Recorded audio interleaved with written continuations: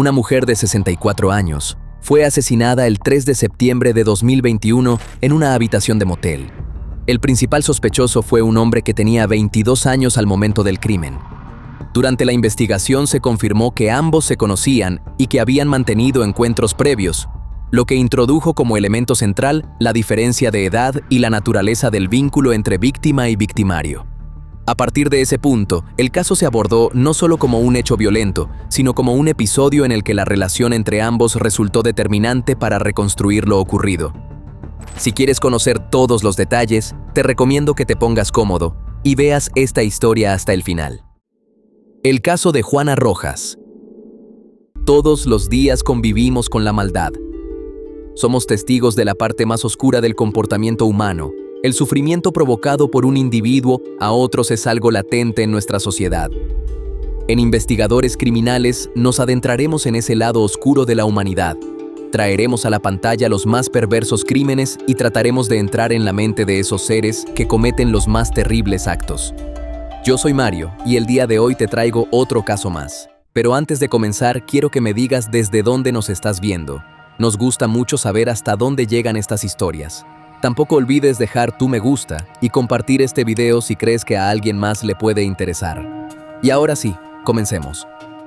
La mañana del 4 de septiembre de 2021 comenzó como cualquier otra en el Motel Pimienta, ubicado en un barrio paraguayo.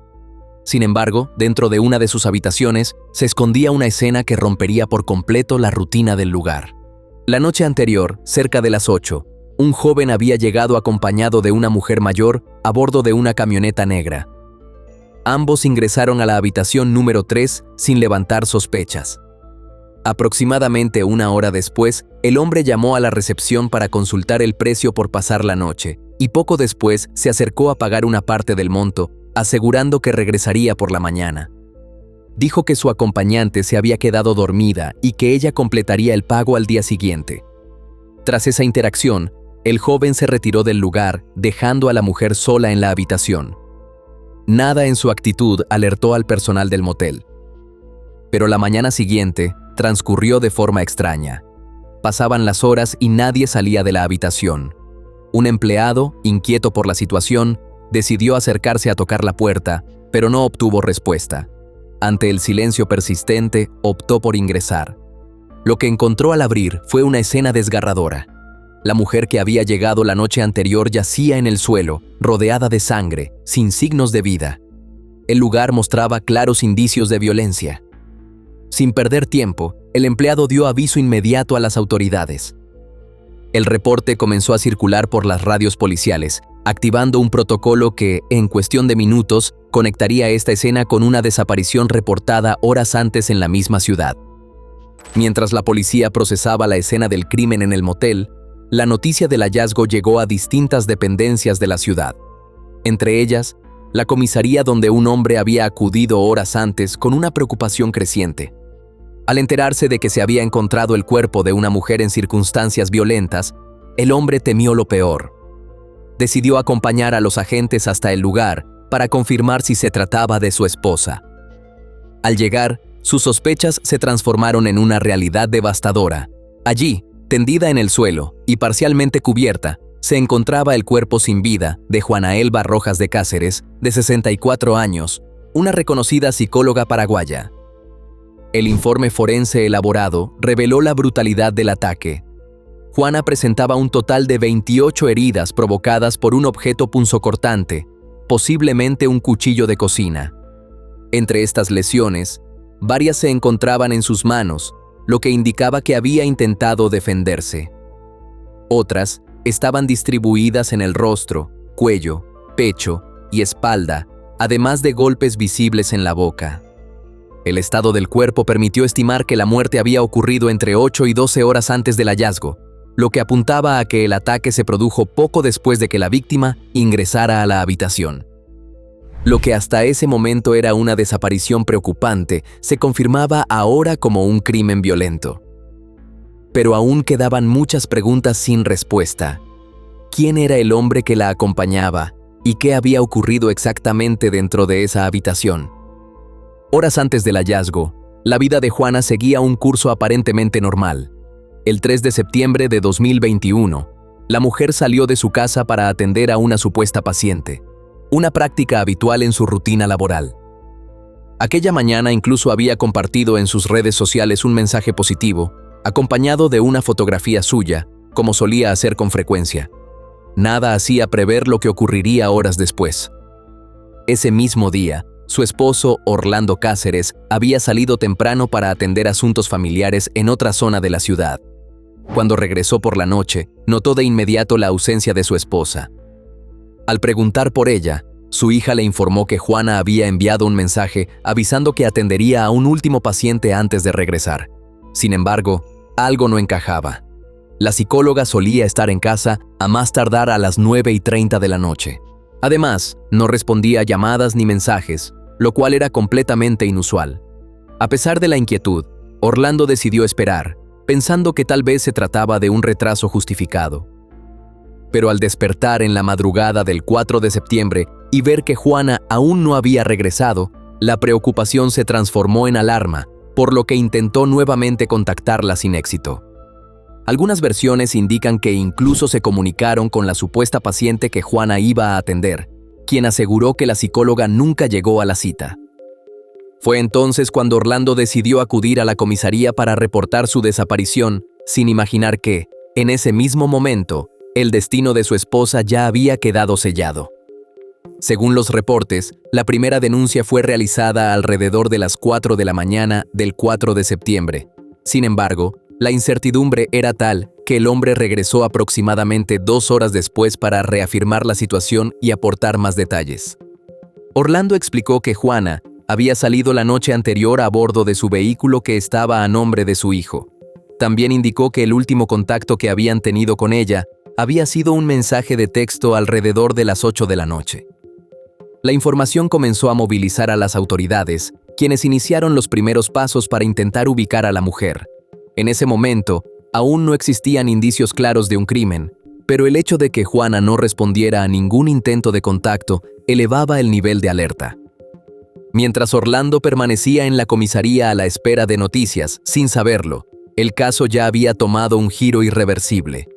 A pocos kilómetros de allí, el hallazgo en el motel comenzaba a conectar las piezas de una historia que recién empezaba a revelarse. Pero para entender la dimensión de lo ocurrido, es necesario detenerse en la figura de la víctima. Juana había nacido en Paraguay entre 1956 y 1957 y llevaba una vida que, en apariencia, estaba lejos de cualquier situación de riesgo. Era una reconocida psicóloga en el barrio Mariscal Estigarribia, ubicado en la ciudad de Pedro Juan Caballero, donde residía con su esposo Orlando Cáceres y sus 2 hijos, y mantenía relación cercana con su hermana. Quienes la conocían la describían como una mujer enérgica, positiva y cercana, con una actitud que transmitía optimismo incluso en momentos difíciles. Durante la emergencia sanitaria mundial, Juana adaptó su trabajo para continuar atendiendo a sus pacientes, ofreciendo consultas a domicilio, además de sesiones virtuales. Esta modalidad implicaba constantes salidas de su casa, lo que hacía habitual que se desplazara por la ciudad para cumplir con sus compromisos laborales. Esa rutina fue precisamente lo que evitó que su salida la noche del 3 de septiembre levantara sospechas. Para su entorno, se trataba de una jornada más de trabajo. Sin embargo, detrás de esa aparente normalidad, existía un aspecto de su vida que no era conocido por su familia y que, con el paso de las horas, comenzaría a emerger como una pieza clave para entender lo ocurrido.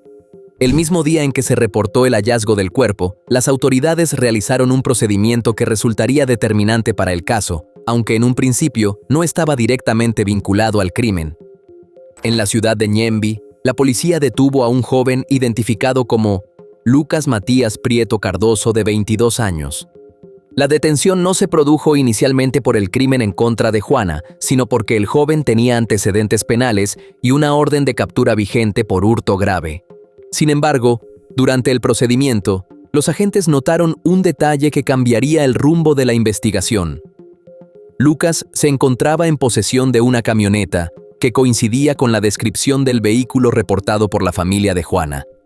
Al ser interrogado, el joven intentó justificar la procedencia del vehículo, asegurando que pertenecía al taller mecánico de su padre y que lo utilizaba para realizar compras. No obstante, Su versión comenzó a desmoronarse rápidamente ante las inconsistencias. Dentro de la camioneta, las autoridades encontraron pertenencias personales de la víctima, incluyendo su agenda, sus anteojos, su tarjeta de débito y un teléfono celular. Ese hallazgo convirtió a Lucas en el principal sospechoso del crimen. Lo que había comenzado como una detención por un delito distinto, se transformó en el primer paso hacia la identificación del responsable de un hecho que ya había conmocionado a toda la ciudad. Antes de seguir, hagamos una pausa rápida. Si este video te está pareciendo interesante, te invito a que te suscribas al canal y dejes tu me gusta. Eso ayuda muchísimo a que podamos seguir haciendo más videos y contando este tipo de historias reales.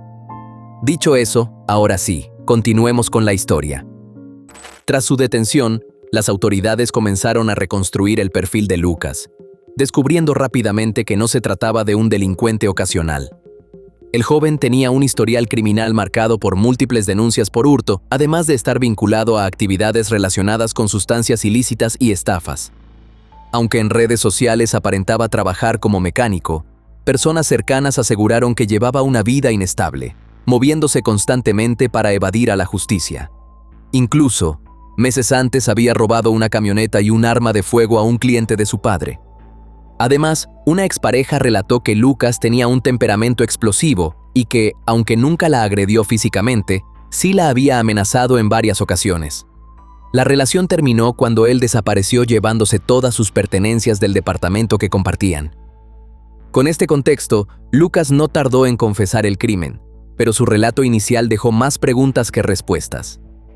Según su primera declaración, Juana le habría prometido un pago de 20 millones de guaraníes, aproximadamente $3,000.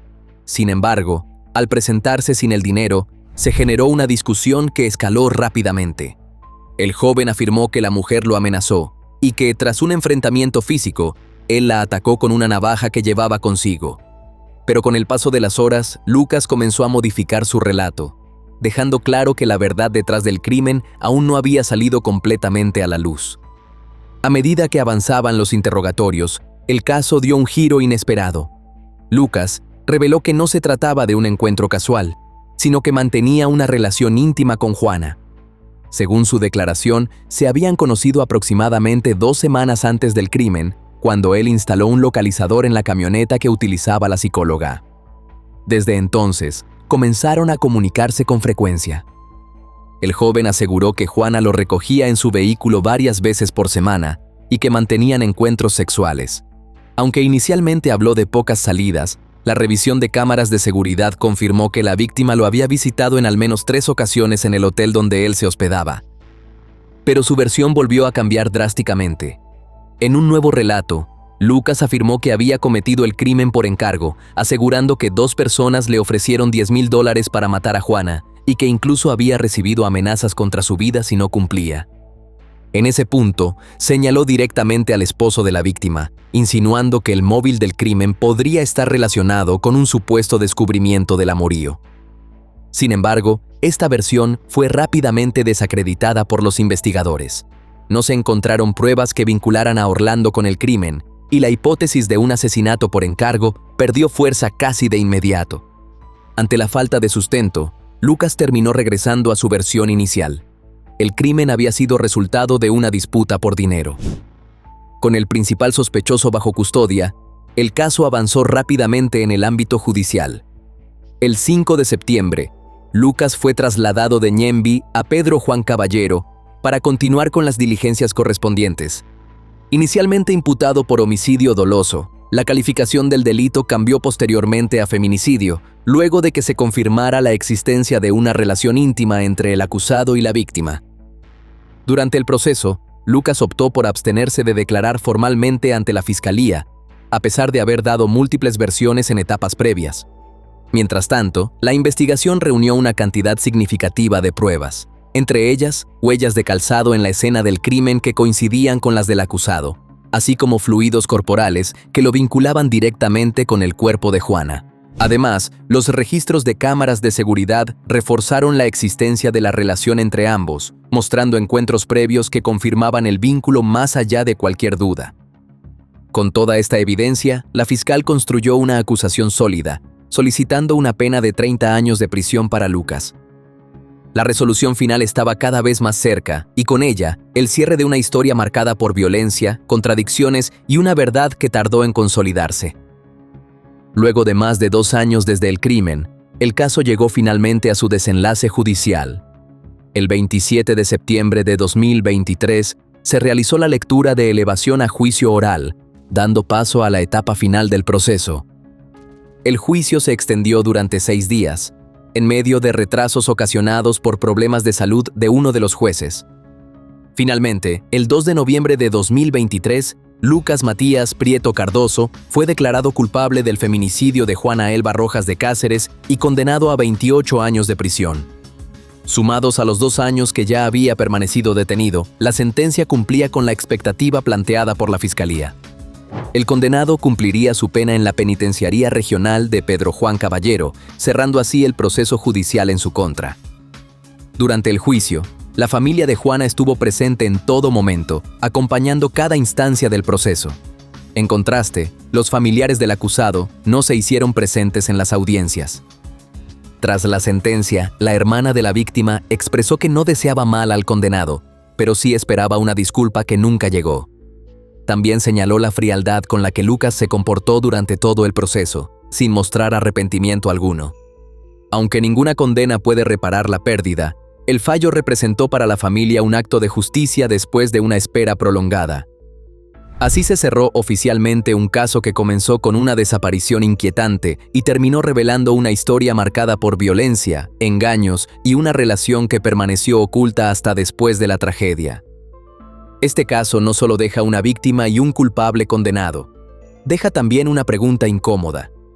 ¿Cuántas veces la verdad está frente a todos, pero nadie la ve?